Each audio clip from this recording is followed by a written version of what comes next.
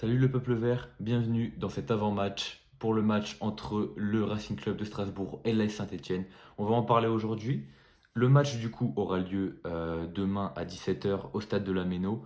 Un match crucial évidemment pour nos petits verts pour pouvoir encore rêver du maintien.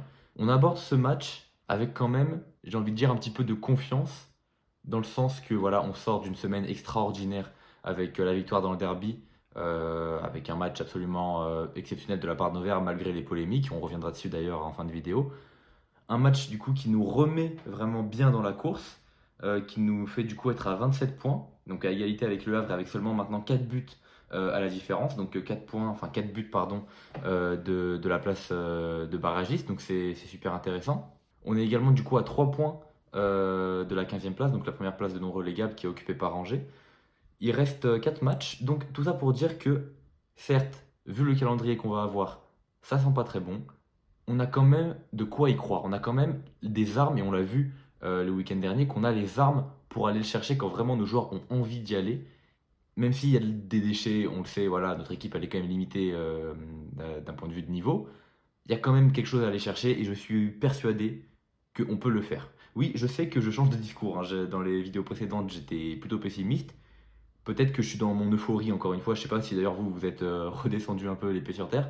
Mais moi je suis dans mon euphorie encore une fois du derby. C'était tellement inattendu en vérité. Mais donc oui, je me remets à y croire et je me remets à me dire que potentiellement on peut faire quelque chose. Et je pense ça, notamment pour quelque chose que je trouve vraiment exceptionnel de la part d'Eric Orneland, c'est que enfin il a changé son dispositif, il a changé, je veux dire, sa tactique de jeu. Alors, il n'a pas changé sur tout le match, mais je veux dire, en fin de match, lorsqu'on menait, il a fait rentrer un défenseur, en l'occurrence Abdelhamid, à la place d'un attaquant, pour garer le but et pour encaisser le moins de buts possible. Et ça, j'ai trouvé ça super intéressant parce que c'est vrai que sur les autres matchs, on ne le faisait pas vraiment. Donc j'ai trouvé ça super de la part d'Eric Horneland. Ça prouve qu'il a su se remettre en question et qu'il a su vraiment aborder de la meilleure des manières ce match et qu'il saura les aborder du coup les prochains, donc contre Strasbourg, contre Monaco, contre Reims et contre Toulouse. Il saura les aborder de différentes manières à chaque fois et c'est ça qui est bon, c'est ça qui est intéressant. On va parler de cette équipe de Strasbourg, une équipe qui est en pleine forme, hein, on va dire les termes, qui est sur 10 matchs sans défaite. C'est énorme, leur dernière défaite elle date du 2 février, si je dis pas de bêtises, c'était contre Rennes, si je ne me trompe pas. 10 matchs sans défaite et c'est une équipe surtout qui encaisse très très très peu de buts, qui a une excellente défense.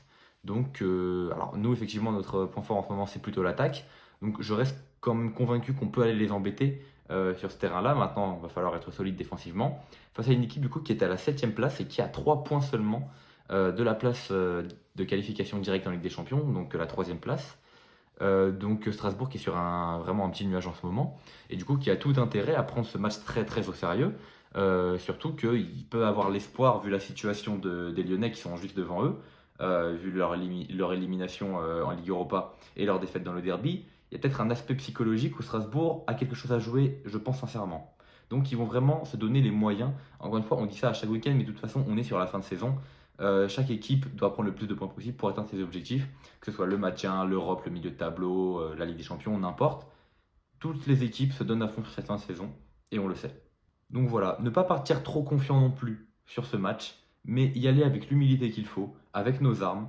Et sincèrement, si on fait le même match que contre Lyon, je pense sincèrement qu'on a quelque chose à jouer contre cette équipe strasbourgeoise. Maintenant, on va parler du coup du classement.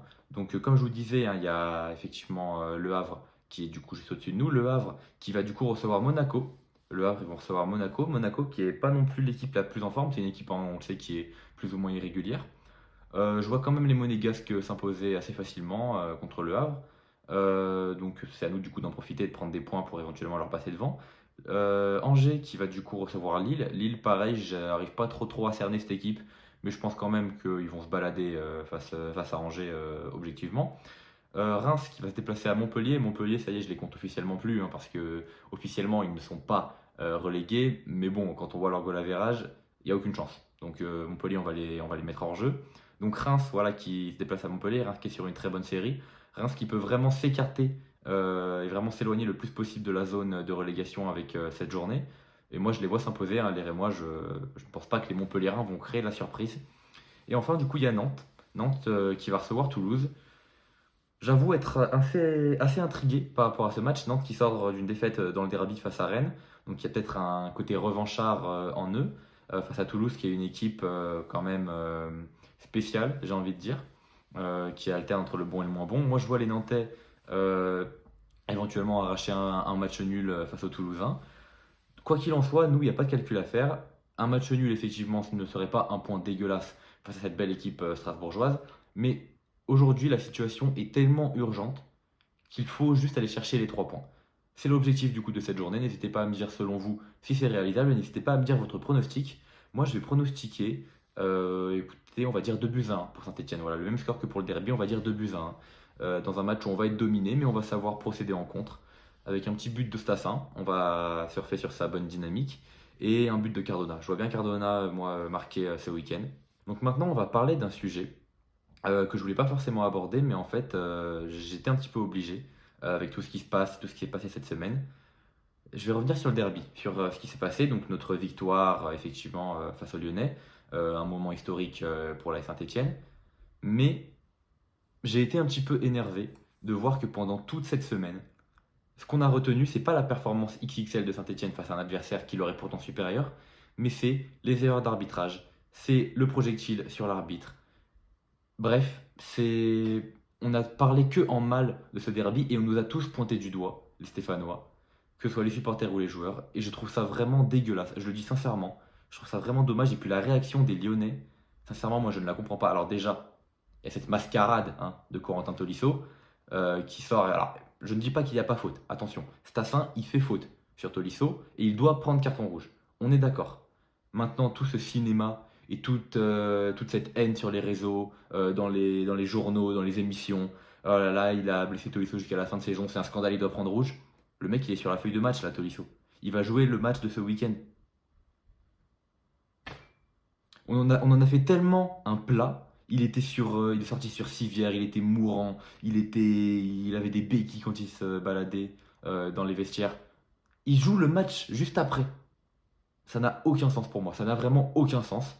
Et pour moi, ça a été une vraie mascarade. Et en plus de ça, les Lyonnais qui veulent nous faire perdre nos 3 points.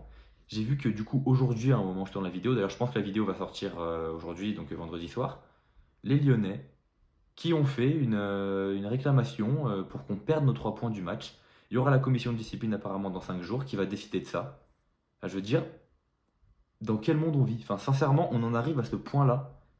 Sincèrement, je ne sais pas s'il y a des supporters lyonnais qui regardent la vidéo, mais sincèrement, vous êtes lamentable. Votre club, vous êtes lamentable. Vous êtes un esprit de mauvais perdant. De toute façon, en fait, je dis ça, mais c'est même pas étonnant, parce qu'on parle de l'Olympique lyonnais, donc finalement, c'est la même chose. Mais c'est lamentable d'en arriver là, et de ne pas juste accepter une défaite. C'est la première erreur d'arbitrage que vous avez depuis l'histoire de votre équipe, et ça y est, vous venez vous plaindre. Et puis je vous dis, parce que vu la rivalité qu'il y a aujourd'hui entre les deux clubs, entre Saint-Etienne et Lyon, soyez pas étonnés si ça la renforce encore plus cette rivalité. Et ça, sincèrement, si les Verts, on ne prend pas les 3 points de ce match, alors il y a peu de chances que ça arrive, évidemment, mais si on ne prend pas ces 3 points, je crois qu'on n'est pas prêt pour les conséquences que ça va avoir. Ça va être la guerre. Mais je vous le dis sincèrement, ça va être un enfer. Quoi qu'il en soit, nous, on se retrouve effectivement ce week-end pour le match entre le Racing Club de Strasbourg et l'AS Saint-Etienne. On espère évidemment une victoire de nos petits Verts. On y croit jusqu'au bout. Et allez les Verts.